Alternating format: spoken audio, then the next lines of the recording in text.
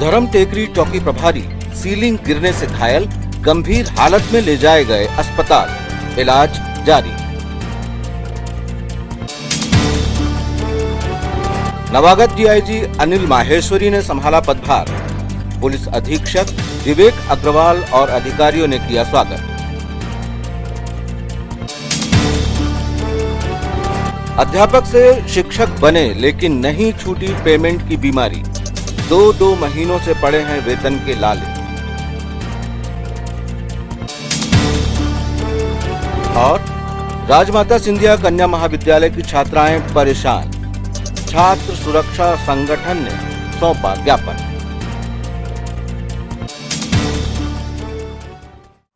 नमस्कार, स्वागत है आपका सिटी हलचल में और अब तक की तमाम खबरों के साथ मैं कोशिमा। और आइए अब देखते हैं खबरें विस्तार से। जर्जर शासकीय कार्यालय भवनों में हादसों की आशंका व्यक्त करते हुए हमने अपनी खबर में पहले भी चेताया था, लेकिन ध्यान नहीं दिया गया और आखिर आज धर्म टेकरी चौकी में बेहद खतरनाक हादसा पेश आया। कागजी कार्यवाही और आवश्यक एंट्रीज करते समय चौकी प्रभारी ब्रजेंद्र सिंह घोषी के सर पर सीलिंग ही गिर पड़ी।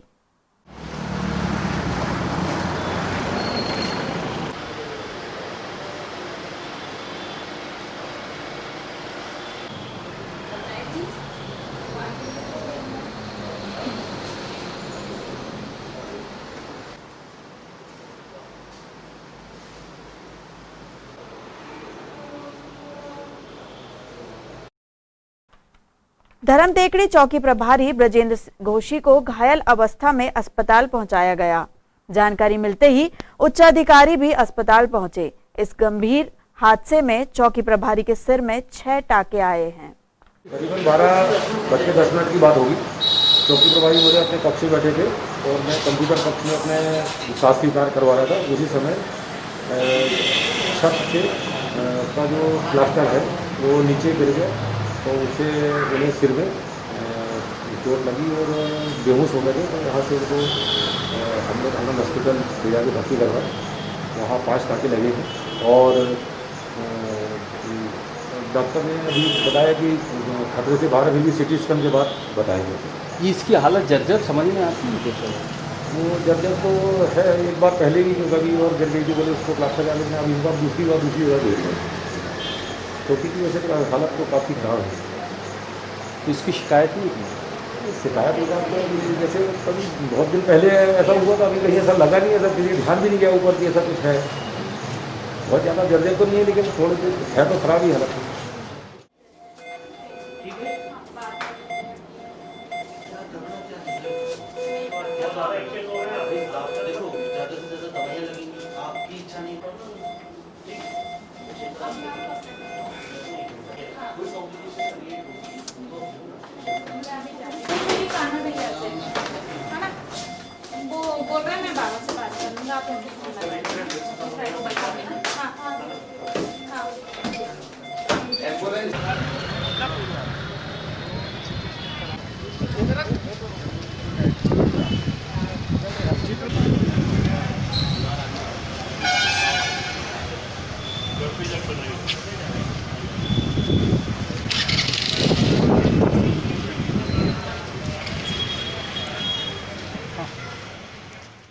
ब्रजेंद्र सिंह जी जो टीआई हैं, जो चौकी है वहाँ के, तो उनका सुबह आए थे हमारे यहाँ पर। उनको सिर पे चोट लगी थी छत गिरने से। उनका जो ऑफिस है उसकी छत गिर गई थी तो उनके सिर में गंभीर थोड़ी चोट आई है। बहुत बड़ा एक वूंड है ऊपर सिर में, उसके टाँके लगे गए हैं। साथ में उनको थोड़ा सा हिस्ट्री है, बेहोश भी हुए हैं वो 10-15 मिनट के लिए। तो अभी उनको आईसीयू में एडमिट करके रखा हुआ है। सीटी स्कैन के लिए भेजा जा रहा है उनको। तो फिर सीटी स्कैन की रिपोर्ट पर पता चलेगा कि अंदरूनी चोट लगी है कि नहीं, पर बाहरी उनको चोट लगी है सिर पर। तो उसके टाँके लगा दिए गए हैं और उसका सीटी स्कैन करवाना है क्योंकि वो बेहोशी की हिस्ट्री है, तो एक सीटी स्कैन करवाना है। अभी क्या स्थिति है? अभी स्थिति ठीक है, थोड़ा सा उनको दर्द है, बीपी थोड़ा सा बढ़ा हुआ है उनका और अंदरूनी चोट के कारण थोड़ा सा दर्द रहता है, तो उसका ही है बस। अभी तो वैसे स्टेबल है बट लेकिन आईसीयू में एडमिटेड है वो फिलहाल। तो जब तक सीटी स्कैन नहीं हो जाता तब तक कुछ कहना वो है। तो सीटी स्कैन एक बार हो जाएगा तो उसमें अपने को पता चल जाएगा कि अंदरूनी कोई ब्रेन में चोट तो नहीं आएगी। नवागढ़ डीआईजी अनिल माहेश्वरी ने आज विधिवत कार्यभार ग्रहण किया। डीआईजी अनिल माहेश्वरी के पिताजी भी बतौर पुलिस अफसर जिले को सेवाएं दे चुके हैं।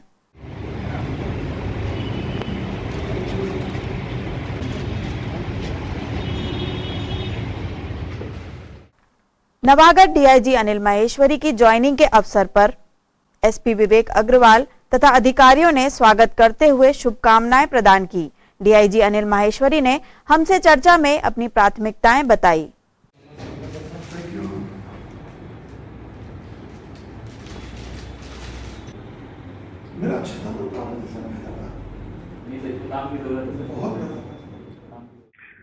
मेरी प्राथमिकता कानून व्यवस्था को उच्च स्तर पर बनाए रखने की रहेगी। जो वर्षों से पेंडिंग अपराध हैं उनके निराकरण की रहेगी। कर्मचारियों में अनुशासन बना रहे, उनकी समस्याओं का निराकरण समय से होता रहे, ये मेरी प्राथमिकताएं हैं। जिले के एसपी से संवाद अच्छा हो, संवाद के साथ शिकायतों का निराकरण अच्छा हो और महिला सुरक्षा, वीकर सेक्शन के प्रति सुरक्षा, उनकी शिकायतों का तुरंत निराकरण ये मेरी प्राथमिकताओं में है। लॉकडाउन को देखते हुए क्या व्यवस्था रहेगी इसके बारे में कुछ बताइए। देखिए, कोरोना का जो अभी संक्रमण चल रहा है वो तो उसमें सावधानी के लिए तमाम बार गाइडलाइन जारी हो चुकी है। अब चूंकि अनलॉक होने लगा है, मार्केट खुलने लगे हैं, ऐसे में सबसे बड़ी प्राथमिकता ये है कि लोग अपना जो उनको नियम सोशल डिस्टेंसिंग के बताए गए हैं, मास्क लगाने के बताए गए हैं, वो उसका पालन करें।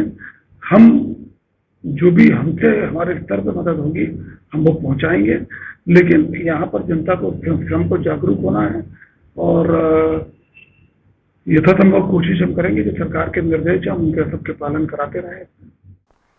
शिक्षाकर्मी के रूप में आधी से ज्यादा जिंदगी गुजार चुकने के बाद अध्यापक और अब लंबी लड़ाई के बाद उच्च माध्यमिक शिक्षक बने समाज के सर्वाधिक पूज्य तबके की बीमारी अब तक ठीक नहीं हुई है।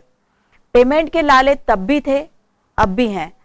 सेवा शर्तें तब भी अनिश्चित थी, अब भी हैं। छिंदवाड़ा जिला उच्च माध्यमिक शिक्षक संगठन ने मुख्यमंत्री के नाम ज्ञापन सौंपकर समस्याओं का निदान मांगा है। जिला शिक्षा अधिकारी और प्रशासन को ज्ञापन सौंपकर संगठन ने अपनी 5 सूत्रीय मांगे रखी हैं। संगठन के मुख्य सचेतक राघवेंद्र वसूले ने ज्ञापन के बारे में जानकारी दी।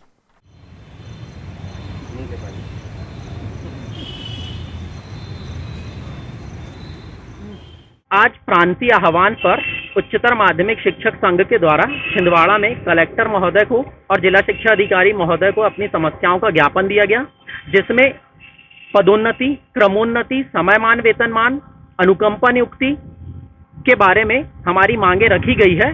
और एक खास बात जो स्थानीय स्तर की समस्या है कि यहाँ पर वेतन 1 माह हो गया है पूरा, अब दूसरा माह जारी होने जा रहा है, लेकिन वेतन अभी तक प्राप्त नहीं हुआ है। अध्यापक संवर्ग बहुत अधिक आर्थिक समस्याओं से गुजर रहा है और बहुत सारे ऐसे कर्मचारी हैं जिनका अध्यापक संवर्ग से राज्य शिक्षा सेवा में संविलियन नहीं हुआ है, उनका संविलियन जल्दी होना चाहिए। और एक महत्वपूर्ण बात यह है कि एम्प्लॉय कोड जारी तो हो गए लेकिन ट्रेजरी से वेतन नहीं हो पा रहा है, और जिन लोगों के एम्प्लॉय कोड जारी नहीं हुए उनके जारी किए जाने के लिए शीघ्र अतिशीघ्र कार्रवाई की जानी चाहिए। गौरैया की ही तरह अनेक पक्षी जो इंसानों के ही आसपास दिखाई देते थे, खेतों में, बागीचों में हमारे बीच जीवन के अहम रंग समेटे ऐसे कई पक्षी लुप्त हो चुके हैं, जिनके संरक्षण के लिए खास मुहिम की आवश्यकता है। जैव संरक्षण की दिशा में स्वामी विवेकानंद विचार मंच के युवाओं की पहल जागरूकता की मिसाल बनी। एक जमाना था जब विशाल पीपल के पेड़ों और खेतों के आसपास बिजली और फोन के तारों पर खूबसूरत नीली और कत्थई रंगत भरे पंखों भरी चिड़िया नीलकंठ का दिखना आम बात थी, और अब दशहरे में भी नीलकंठ के दर्शन दुर्लभ हैं। स्वामी विवेकानंद मंच के युवाओं को लुप्तप्राय प्रजाति का पक्षी नीलकंठ घायल अवस्था में मिला। संगठन अध्यक्ष विक्की सोनी एवं साथियों ने पक्षी का इलाज कराकर उसे वन विभाग को सौंपा है। आज विवेकानंद विचार मंच के कार्यकर्ता मनीष भगत जी, उनके घर के पास एक नीलकंठ जी महाराज जो हमारे हिंदू धर्म में सर्वश्रेष्ठ माने जाते हैं, और उनको भोलेनाथ का एक प्रतिबिंब मान के उनका एक दर्शन ही दुर्लभ होता है। ऐसे नीलकंठ महाराज का मनीष भाई ने देखे आए और उनका फिर आदरणीय श्री डॉक्टर पक्षवार जी ने हमारा सहयोग किए और उनके संचालकों के द्वारा जो उनका इलाज किया गया वो बहुत सराहनीय है। हम यानी पशु चिकित्सालय का हृदय से धन्यवाद देते हैं। आज कार्यक्रम संचालक पशु चिकित्सालय छिंदवाड़ा में आदरणीय डिप्टी स्वामी जो से आए थे और उनका बड़ा सराहनीय कार्य है कि उन्होंने जो नीलकंठ महाराज को लेके वो यहाँ पे आए और जिसके थोड़ा पैर में थोड़ा चोट तो जिसका जो मेरे द्वारा ही उपचार किया गया और हम डिप्टी स्वामी जी को बहुत बहुत धन्यवाद देते हैं कि इस तरीके मतलब पशु पक्षी प्रेमी जिनको जो मूक पशु हैं जिनका उपचार कोई नहीं करा सकता, लेकिन उन्होंने ये आज बहुत बड़ा काम किया है कि नीलकंठ महाराज का यहाँ पे उपचार हो चुका है और इसके बाद इसको अपन जो वन विभाग को सौंप देंगे और वन विभाग में जैसे कि मतलब स्वस्थ हो जाएंगे उसके बाद इसको जो है जंगल में छोड़ दिया। मैं निवेदन करना चाहूँगा डिप्टी स्वामी जी से तो मेरा नंबर पे कॉल करें और मैं पूरी इसकी व्यवस्था करूँगा और किसी भी मतलब मुक्त पशु का जो है बगैर उपचार के जो है वो नहीं जाएगा। ये मेरा प्रयास रहेगा। खबरों में फिलहाल वक्त है एक छोटे से ब्रेक का। आप देखते रहिए सिटी हलचल।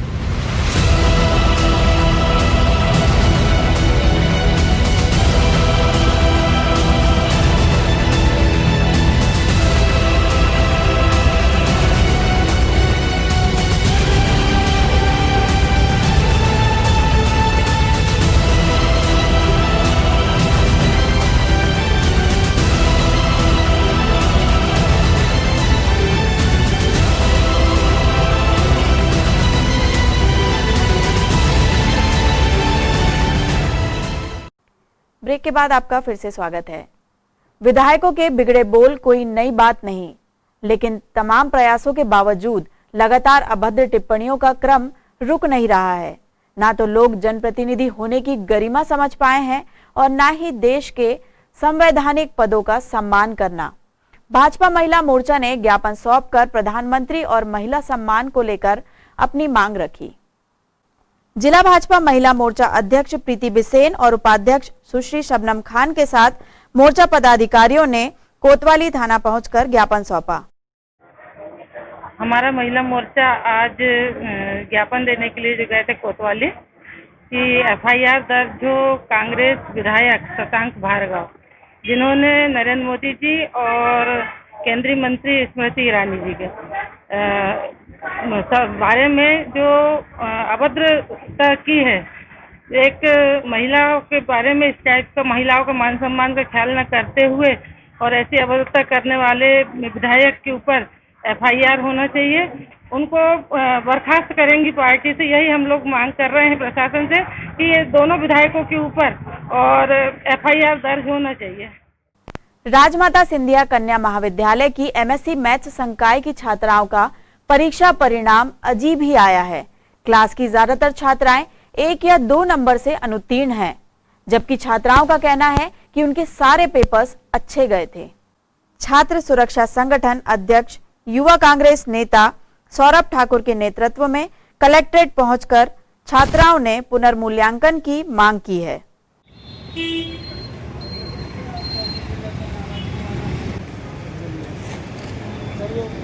एमएससी बस जांच में कुछ तकनीकी खराबी के कारण 2-3 नंबर स्टूडेंटों को मिले, तो उस संबंध में पूर्व ही हमने ज्ञापन सौंपा था कि हमारी दाखिले की जाँच।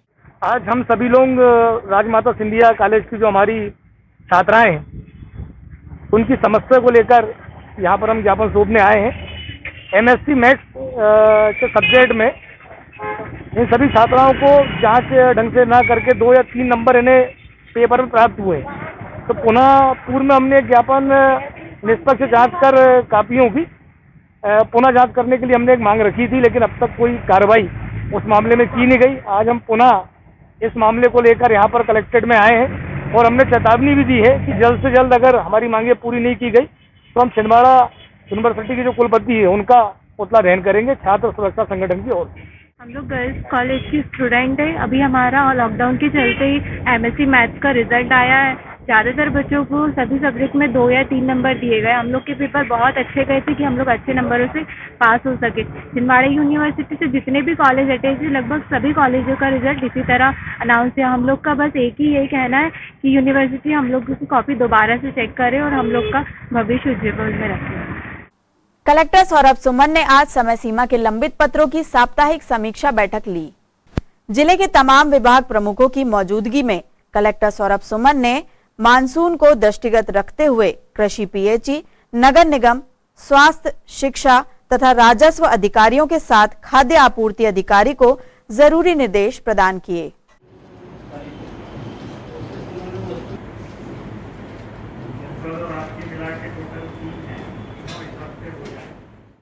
भारतीय संस्कृति, सभ्यता और पौराणिक मान्यताओं के अनुसार कन्यादान से बड़ा कोई दान नहीं। स्वर्णकार महिला मंडल की समाज सेवी सदस्य किरण सोनी शहर का वह नाम है जिन्होंने आर्थिक रूप से विपन्न जरूरतमंद बेटियों को न केवल शिक्षा दी, अध्ययन अध्यापन की व्यवस्था की, बल्कि कन्यादान भी किया। एक आजा तुम और एक आजा आजा कर लो बेटा, मैडम भी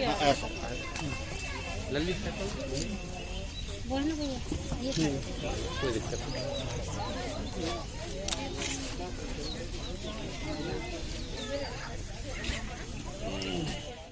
ये दीनू सोनी है, मजदूरी करते हैं। विगत दिनों हमारा एक वर्ष पूर्व इनसे परिचय हुआ। पता चला इनकी 4 बेटियां हैं, 3 मूक बधिर हैं। उस समय हमने इनको बोला था कि आप जब भी बेटी की शादी करेंगे तो हम लोगों को सूचित करेंगे। इन्होंने सूचना दी और हमारा स्वर्णकार महिला मंडल आगे आया और हम लोगों ने तन मन धन से इनकी मदद की। और ये बेटी भी जिस तरह और बेटियां बड़े गर्व के साथ ससुराल जाती हैं, इसी तरह ये बेटी भी सब जो इसको ज़रूरतें थी वो ज़रूरतों के साथ विदा होगी। मेरा सभी से, समाज से भी और सभी से निवेदन है कि इस तरह हम यदि हर बेटी के प्रति कुछ आगे आएँ तो हमारा समाज भी आगे आ जाता है और इस तरह बेटी भी गर्व के साथ। 6 जुलाई से श्रावण मास प्रारंभ होने जा रहा है और शिव भक्तों ने तैयारियां शुरू कर दी हैं। शिव भक्त हिंदूवादी नेता और समाज सेवी राजू चरनागर ने प्रशासन से कांवड़ियों के लिए सुविधा की मांग की है।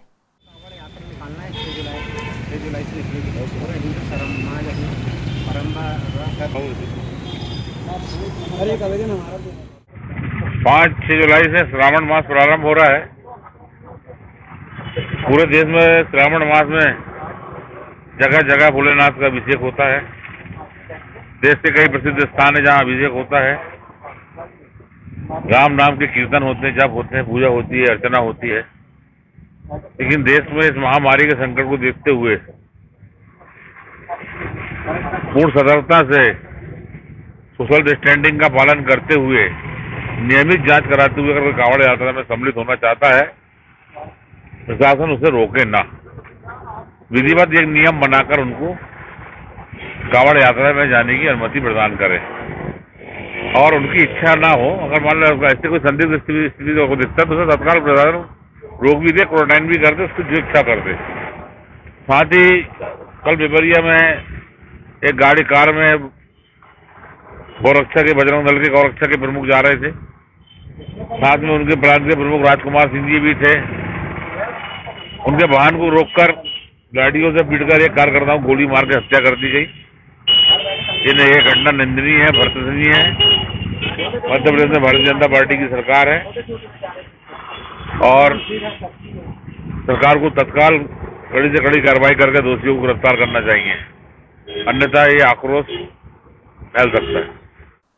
और अब इन खबरों को समेटते हैं एक नजर में और देख लेते हैं आज की सुर्खियां।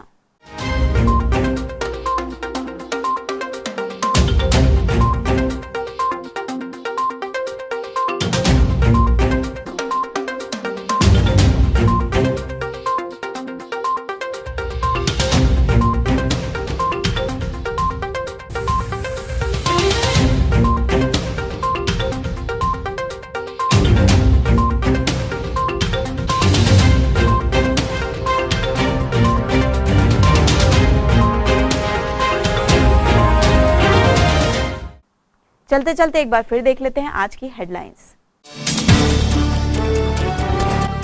धर्म टेकरी चौकी प्रभारी सीलिंग गिरने से घायल, गंभीर हालत में ले जाए गए अस्पताल, इलाज जारी।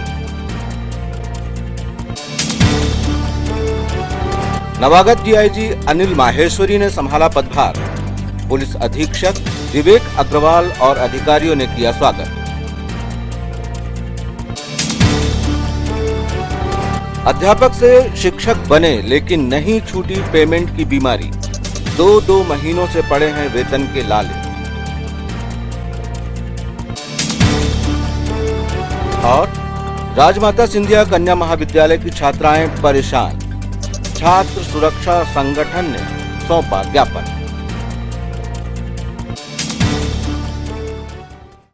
ये तो थी अब तक की तमाम खबरें। कुछ नई खबरों के साथ आपसे फिर होगी मुलाकात। तब तक के लिए हमें और हमारी ग्लोबल टीम को दीजिए इजाजत। नमस्कार।